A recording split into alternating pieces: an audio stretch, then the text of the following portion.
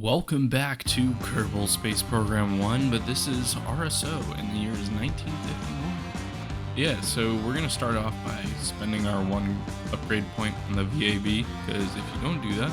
Oh! I just do. Oh. Okay.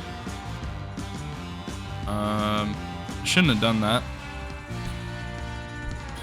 I did revert the save and do it the other way around, just if you're wondering. We're gonna start off with the Tiny Kim. Its launch was of March 4th, 1951, and yeah, here it is. It's not much. It's just a tiny sounding rocket. Its main purpose is just to launch up into the air, fall back down, and we get money for it, because that's how this mod tends to work. So this is real solar system, all of those things. Yeah, that's it's literally the same mods that I did in the last video where I was focusing on this, except I'm actually planning on pursuing it now. Alright, here's our second launch. It's a Kerbal 1. It's kind of like the Kerbal rockets, but there's no kick stage on the bottom, just the Kerbal engine. And this launch was on May 10th, 1951. The goal was to get to 40,000 meters. As you can see, we started to turn a little early. That was not intentional.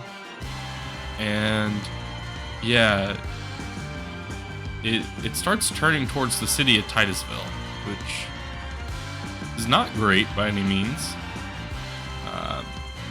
It probably shouldn't be heading towards the city of Titusville. But yeah, here we are. It's heading towards it.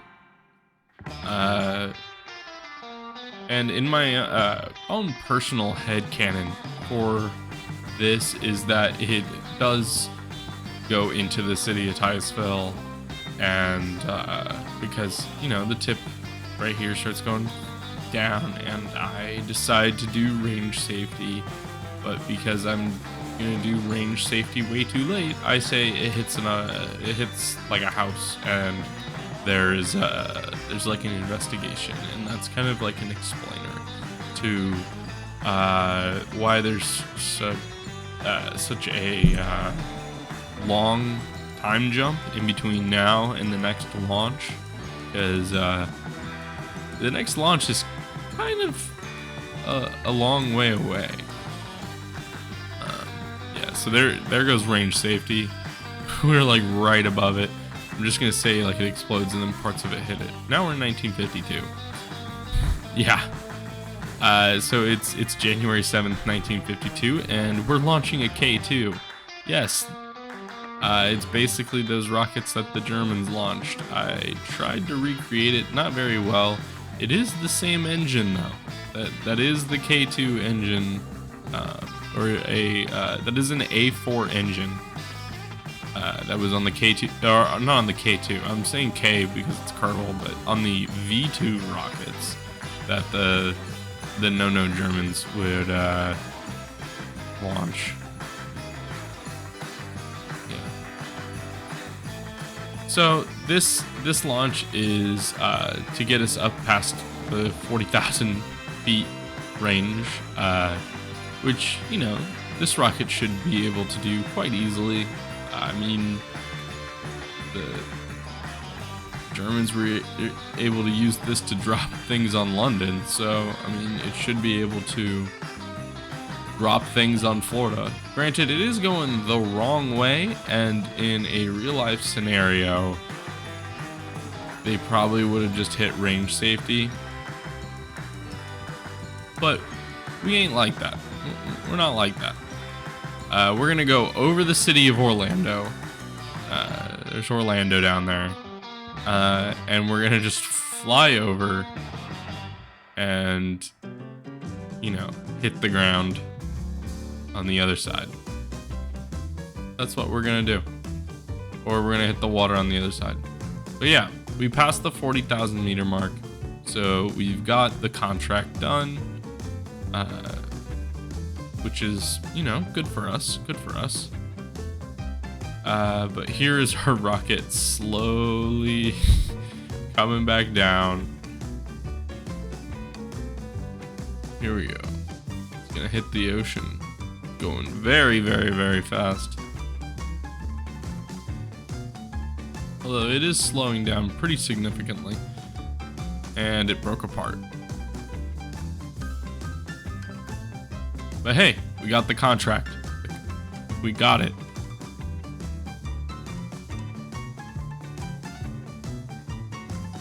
Alright. I seem to be confused on which thing to press there. That was interesting, to say the least.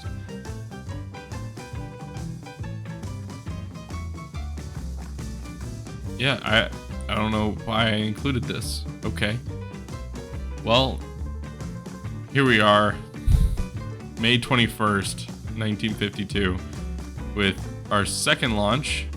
This time I was trying to go to the right, as you can see, to, you know, actually get something done for once.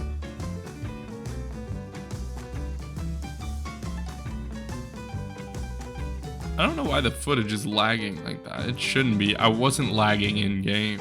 I think it has to do something with my program, like the video editing software that I use, since it is free. It is a free video editing software. Why do I expect it to be good? Let's see if I can fix this.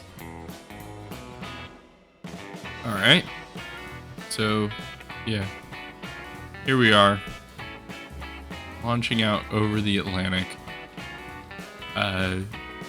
We're currently getting up to about 33,000 meters.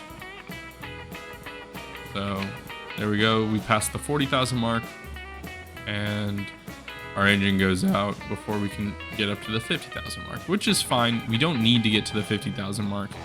But what we do want to get to now is out of the atmosphere. We want to pass the Kármán line with a rocket, say that we could get into space. Because, I mean, we're not doing so good right now. Yeah. Here, we're now descending. I do want to share a kind of fun thing about how this rocket descended. So here it is going, you know, around 1,000 meters per second into the lower atmosphere, and it slows down pretty significantly. And unlike the other one, it doesn't break apart when it hits that point, and it starts gliding. It started gliding on its way down, and it made it up to about, you know, 60 something meters per second, and it just slowly bled off speed, which I thought was pretty cool. It's just out there gliding in the ocean. It was completely uncontrolled. But yeah, there it is. It hits the water at 60 meters per second. Absolutely destroys the engines and destroys the command module or whatever.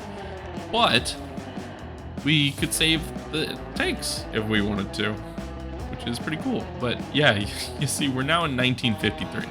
And that's a problem, because the Soviets, they've been launching a whole bunch of R5Ws, and we have launched barely anything this year.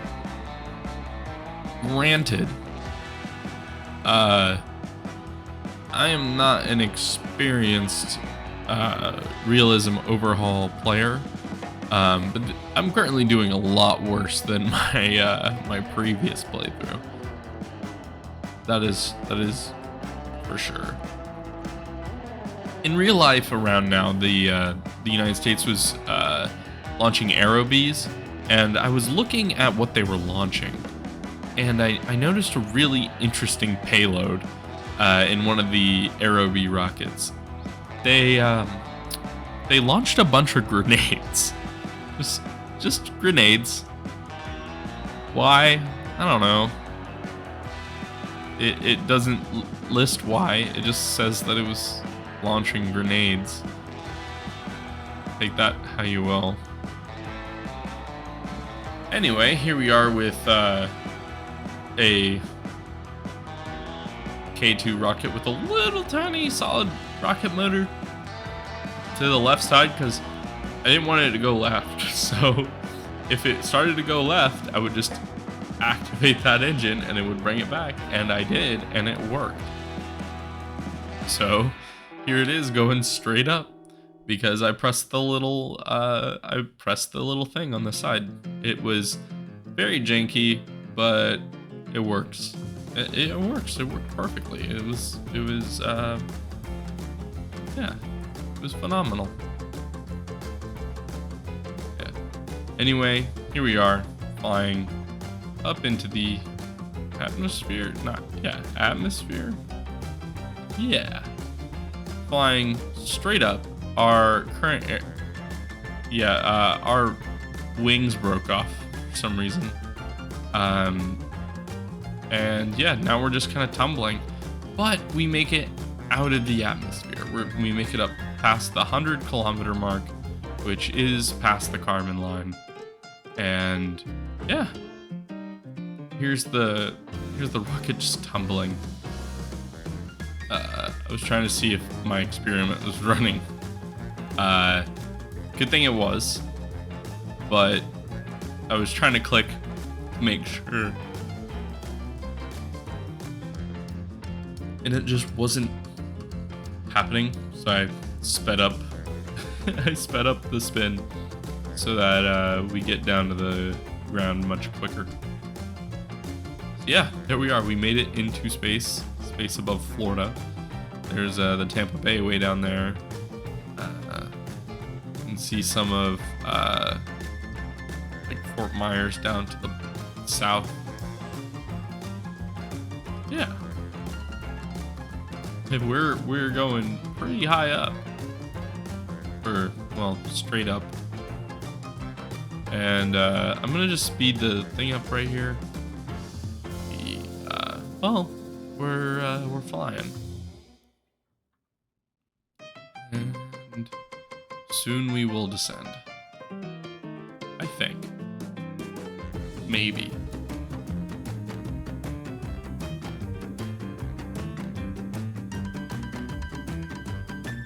Yeah, now we're descending. We're descending pretty quickly.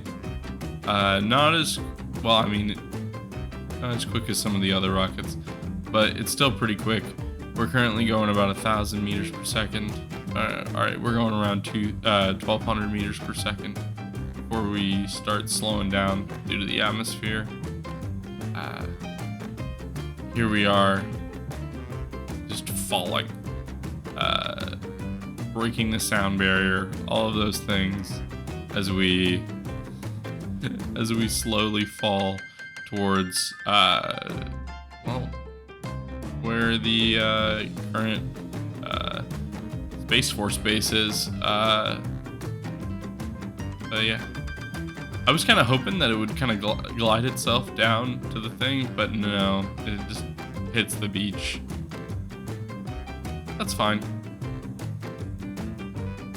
Anyway, this mission ended up getting us quite a bit of science. And by quite a bit, I mean like 5. But that's pretty good. That's pretty good for early